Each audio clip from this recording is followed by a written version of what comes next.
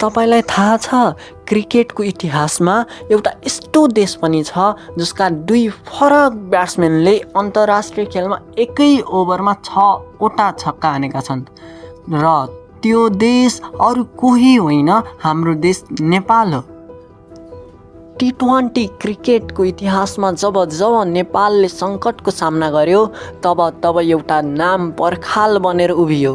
तर मे 31 2026 को त्यो दिन सिङ्गापुरको मैदानमा जे भयो त्यसले विश्व क्रिकेट जगतलाई नै स्तब्ध बनाइदियो। नेपाली क्रिकेटका ओपनिङ डन कुशल भुर्तेलले त्यो गरेर देखाए जुन विश्वका ठुला दिग्गज खेलाडीहरूले सपनामा मात्र सोच्दा। एसियन गेम्स क्वालिफायरको उद्घाटन खेलमा चीन विरुद्ध मैदान उत्रिँदा नेपाल इतिहास रच्ने मोडमा थियो। खेलको 9औं ओभरमा चीनका बलर चेन झुवा यु ब्याटिङमा रहेका कुशल भुर्तेलको अगाडि आए। त्यसपछि जे भयो त्यो केवल ब्याटिङ थिएन, त्यो त सुनामी थियो।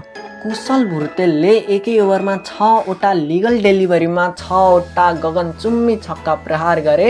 मात्र 35 बलमा शतक पुरा गर्दै 43 बलमा 129 रनको त्यो ऐतिहासिक इनिङ्स जसमा 16 वटा विशाल छक्का सामेल थिए। नेपालको यो प्रदर्शनले विश्वभरका क्रिकेट प्रेमीहरूको सातो उडायो। तर कुशल भुर्तेल केवल यो एउटा खेलको हिरो होइनन्। उनले आफ्नो डेब्यू सिरिजमै लगातार 3 वटा अर्धशतक बनाएर विश्व रेकर्ड राखेका थिए।